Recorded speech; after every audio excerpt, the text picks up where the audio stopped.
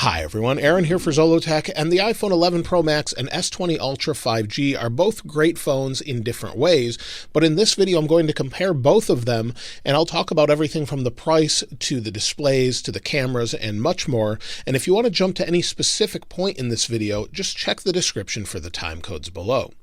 Now the first thing is the price. The iPhone 11 Pro Max starts at $1,099 with 64 gigabytes of storage and goes up to $1,449 with 512 gigabytes of storage. There's also 256 gigabytes available.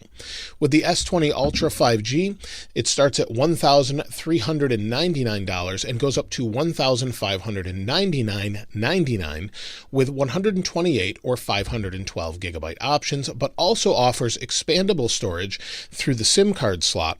And if we pop out the SIM card tray here, I'll show you, you can pop in a micro SD card up to 1 terabyte of storage in the micro SD card. So you have a ton of storage options for the S20 Ultra. Now, as far as colors, the iPhone 11 Pro Max comes in space gray, like I have here.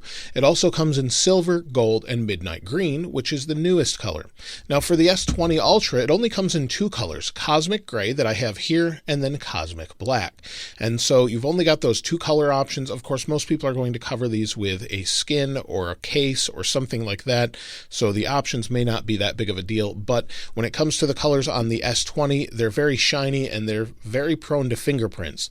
With the iPhone 11 Pro Max, the back is a matte finish and you don't really see the fingerprints too much, so that's not a huge consideration, but just something to mention.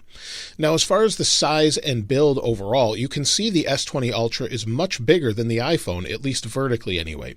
The iPhone comes in at 7.97 ounces or 226 grams and is made of stainless steel and glass, so stainless steel around the outside edge and then glass front and back. Now, when it comes to the S20 Ultra, it's made out of aluminum and glass, so it actually is a little bit lighter than the 11 Pro Max despite its larger size. So aluminum around the frame, it's coated in a little metallic shiny material, sort of like chrome, and then it also comes in at 7.76 ounces or 220 grams. Now, both of them have IP68 ratings. Technically, the 11 Pro Max has a deeper rating for water. It's 4 meters for up to 30 minutes, but the S20 Ultra is 1.5 meters for up to 30 minutes. In many tests that other people have done, they basically fare about the same in similar depths of water. But either way, they're not meant to be in the water regularly. It's just resistance to splashing and things like that, and neither manufacturer will cover the damage if they find that a water sensor inside has been tripped. So just keep that in mind. They're not meant to be showered with or anything like that. You want to make sure you put them in a waterproof case since they won't cover that. Now, the displays on both phones are fantastic. They're both made by Samsung. Apple is using a Samsung made display, but to their specifications, where Samsung is obviously designing their own display. With the iPhone, it doesn't really curve around the edges, although it is slightly curved on the edge to give it a softer feel. But with the S20 Ultra, Samsung has actually toned down how the waterfall over the side displays happen on this phone. So they're not really over the edge, it's just a little bit, and that helps with accidental presses. So both displays look great, and when it comes to the iPhone 11 Pro Max, it's a 6.5-inch Retina XDR display. It's 2688 by 1242 with 458 pixels per inch, and it supports HDR. The S20 Ultra has a huge 6.9-inch Quad HD dynamic AMOLED display, 3200 by 1440 with 511 pixels per inch. It's the Infinity O display, which is basically a way of saying it's a hole punch display for the forward-facing camera. It also supports 120 hertz and HDR. So the 120 hertz makes it super smooth, and the iPhone is very smooth as well, but it's just this smoothness that's hard to show on camera, but is incredibly smooth. So if you go into something like music, for example, and you just scroll, the scrolling is just much smoother on the S20 Ultra. And it's something that maybe you can see in this 60 frames per second YouTube video, or maybe you can't, but there is definitely a difference. But it does eat into the battery, and I'll talk more about that in a moment. Now, with the S20 Ultra, you have a really nice display. It's probably the best display I've ever seen, but it does have a couple different odd options. And what I mean by that is you have the option for 120 hertz, which is not turned on by default, or you have the option to go into settings and change it to a higher resolution. So you can have one or the other. So for example, it says motion smoothness here. You can have 120 Hertz, or if you go to the standard 60 Hertz refresh rate, you go down to the screen resolution. Now you can bump it up to WQHD+. So you only get the full resolution of the display if you don't have 120 Hertz turned on.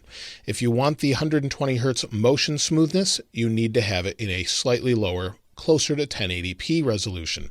So I'd rather have the smoothness. You can't see the pixels anyway, and this super fast smoothness is just something that has to be seen in person to appreciate, but it's just so smooth, and I haven't seen any issues with it whatsoever. Now, that does eat into the batteries a little bit, and so on both of the phones, they have pretty decent battery life. But with the iPhone 11 Pro Max, we have a 3,969 milliamp hour battery, and in my experience, that will give me about 10 to 12 hours of screen on time.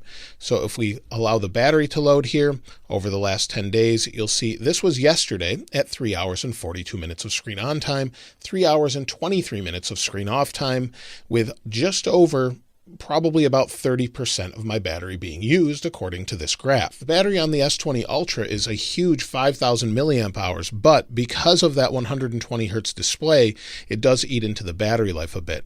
And you'll see it says 5 hours left. Let's go into the battery usage, and you'll see over the past few days, I've had screen on time right now of 9 minutes, but over the days that I've been using it, I find that with 120 Hertz turned on, I'm going to get about 6 hours of screen on time. If you turn that off, you'll get much more, but I think most people will want that 120 Hertz. So if you don't have the availability of a charger and you want the battery to last longer, I would suggest turning off the motion smoothness so that you can extend the battery, then turn it back on when you're in your normal environment and you can charge it regularly. Now, both of these phones have similar ways to unlock them and different ways to unlock them. So the S20 Ultra has an under-the-display fingerprint sensor, and it works pretty well compared to, say, the S10 Plus, for example, of last year. The iPhone 11 Pro Max has Face ID, which is 3D, and scans your face to match it with what's in its secure enclave. And based off that 3D image information, it allows you to unlock your phone very securely. But you do not have a fingerprint sensor option. Aside from the fingerprint sensor option on the S20 Ultra, you not only have that, but you also have 2D face unlocking, which is less secure. So with the S20 Ultra, you really want to use that fingerprint sensor. It works well. Once you learn where it is, it seems to be no problem. Once in a while, I'll have it misread my fingerprint, but it works 99% of the time. And it really comes down to whether or not you want to use Face ID or you want to use a fingerprint sensor. You, of course, can use passcodes on either one of them. Now, internally, the specs are similar in some ways and different in others. For example, the iPhone 11 Pro Max has Apple's A13 Bionic chipset with the 3rd generation neural engine and 4 gigabytes of RAM. With the S20 Ultra, it has Qualcomm's Snapdragon 865 with an Adreno 650 GPU and 12 gigabytes or 16 gigabytes of RAM, depending on which option you have. This has 12 gigabytes of RAM, and one of the interesting things you can do with this is pin apps so that they're constantly open in the background. So for example, if I want to go into, say, music here, I'll go to my app switcher, press and hold on the icon at the top, and then we can keep open for quick launching. That will lock this into memory, and you can keep up to 3 apps that way locked into memory so that they never close when you're using them. So if we go and keep open for quick launching, you're good to go, and it won't reload ever. You also have the ability to split screen apps, and we'll talk more about Android a little bit between iOS and Android in a minute. But with locking that into memory, you can just reload your apps more quickly. Now, it's debatable whether or not this phone will actually reload apps other than those 3, but it seems like you can load just as many apps into memory and have it work fine. I find on the iPhone to be around 20 apps before it needs to reload them over time, depending on what app that is. So both of them are good in their own ways, and I think that's not an issue for most people. When it comes to the overall speed of the devices, both of them are incredibly fast and don't ever really feel slow. So for example, if I open the cameras on both of them at the same time, they open at about the same rate. If I spin them around, you'll see it's about within probably less than half a second. So both of them work really well that way. And then if we go into a game, for example, maybe we'll go into, say, Real Racing 3 or Asphalt 9. So we'll go into that, and I'll show you the speed at which they load. And the one advantage that the S20 Ultra has in this aspect is it has 120 Hertz for the refresh rate. And so it's just incredibly smooth all of the time. So you'll see it loaded a little bit slower on the 11 Pro Max. We'll hit play. And we'll just get through this so that we can get to a game. And I just reloaded this. I haven't played this in a while, but I wanted to show you, for example, if you go through it at the same place. So we'll go ahead and hit next.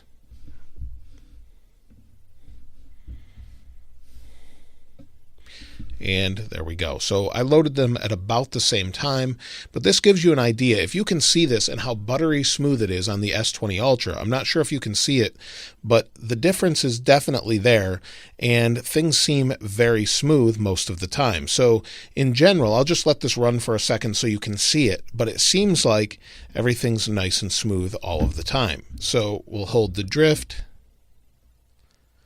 and it gives you an idea of the game's difference. They basically look the same, but the actual smoothness of both games is definitely different. If you can see that on this video, I'm not sure. So depending on what you're doing, it's really going to be up to what app, how many apps you have open, but in general, things are just fast all the time. So if we go into the music applications, you'll see everything loads quick, but the S20 Ultra has that super smooth scrolling. So it just depends which one you like as far as that goes, but they're both impressively fast no matter what you're doing. With the iPhone 11 Pro Max, we have a 12 megapixel f2.2 lens that can record in 4K 60. With the S20 Ultra, we have a 40 megapixel f2.2 that can record also in 4K 60. If we open both of them up, you'll see they open nice and fast. Let me spin it around on the iPhone here. And both of them look pretty good. But what I did is record a video to show you the difference between both of them outside in a real-world situation. So take a look at this and let me know what you think in the comments below. I'm recording with the front-facing camera of the S20 Ultra and the iPhone 11 Pro Max. So here you can hear the audio from the iPhone 11 Pro Max and now from the S20 Ultra. Both settings are on default. I turned off any face smoothing that I could, and also it's in 4K 60. So this should give you an idea of what the front-facing cameras can do when it comes to video. Now with the rear cameras, they're very different as far as specs and megapixel counts, but that doesn't necessarily mean better quality. But I'll let you be the judge, as I've actually done a comparison. But let's first talk about the specs. Now the first thing is, with the iPhone 11 Pro Max, we have three 12 megapixel cameras. The first one is an ultra-wide f2.4, then we have a wide f1.8, and a telephoto that does 2x optical zoom with f2. They both have portrait mode and night mode, and the iPhone has what's called deep fusion that's sort of for indoor or dim lighting. With the S20 Ultra, we have a very interesting setup. We have a 12 megapixel ultra-wide f2.2, a 108 megapixel wide-angle f1.8 with optical image stabilization. Then we have a 48 megapixel telephoto f3.5 with 4x optical zoom up to 100x digital space zoom. And we also have depth vision cameras as well. And so again, what I've done is record a bunch of video outside and photos to show you the difference between them in various situations, both in daylight and one at night. So let's go ahead and take a look at those.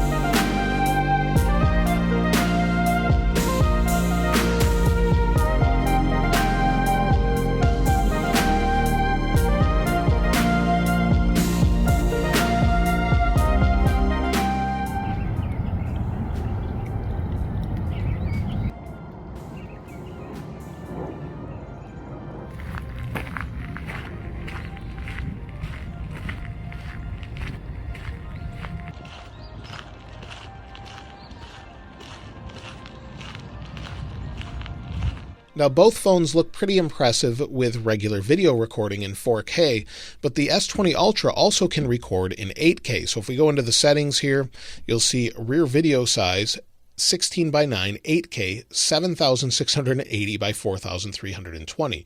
Now, it's super impressive that this phone can do that, but the 8K and the 4K don't really look too much different, and you get 24 frames per second, and you don't get tracking autofocus when you're using 8K. So there's enough disadvantages to the 8K with the S20 Ultra that I would just stick with 4K. Now also, the autofocus on the S20 Ultra just doesn't even come close, unfortunately, to the 11 Pro Max in my experience. I really wish it did, because other than that one thing, it's great, but the S20 Plus actually has dual pixel autofocus, which should be the same or better than the iPhone. So for some reason, they didn't include it with the S20 Ultra, and you'll have worse autofocus on the Ultra version of this phone.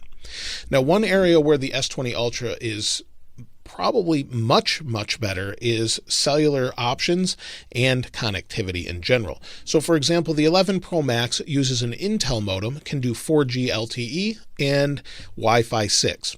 With the S20 Ultra, we can do 5G, sub-6 millimeter wave, and Wi-Fi 6. So we have all of the same options plus 5G. As you can see now, I have 5G, and this is sub-6 5G.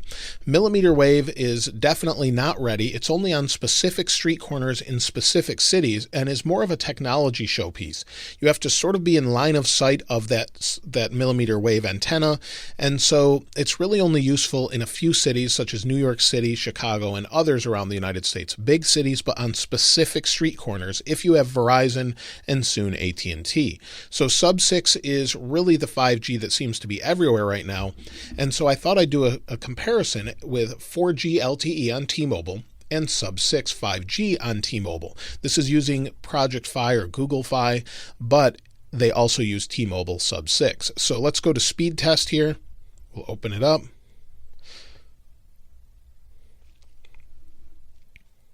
And let's hit go. And you'll see that we will get good speeds on 5G. So let's let it go here. And we'll get speeds that usually are about double what I'm getting on 4G LTE in the same spot. So again, this is from T-Mobile, and both are coming from T-Mobile as far as that speed goes. Upload speeds, again, about double or a little bit more. So they're not phenomenal changes like the millimeter wave with over 1,000 megabits per second, but there's definitely a difference. And the only other thing is 5G will use more power, especially if you're using millimeter wave. So just keep that in mind. It is better, but I wouldn't necessarily buy a phone just to get double the bandwidth if you're already getting 25 to 30 megabits per second down. Keep in mind, 4K video requires about 15 or 14 megabits per second streaming in full quality. So you really don't need that 30 megabits per second or higher, but it's nice to have the option if you're using your phone as a hotspot, for example. Now, another thing to consider is the speakers. Both of them are fantastic.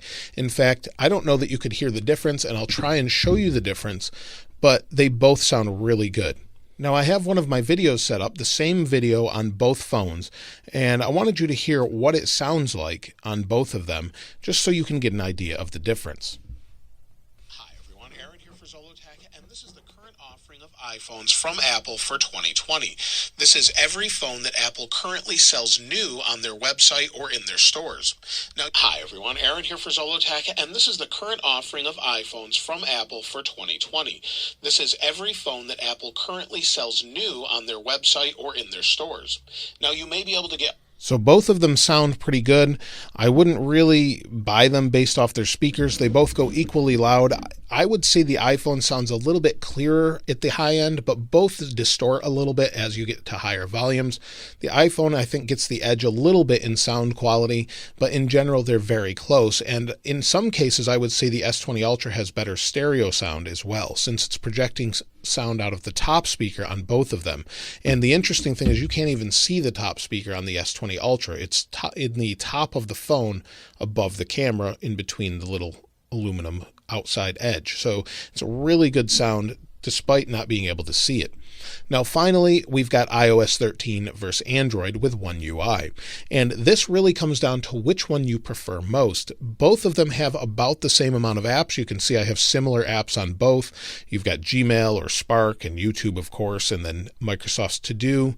And then you can use Apple Music or Spotify, whatever you'd like. You have the option on both of them. But with Android, you've got Google Assistant built in.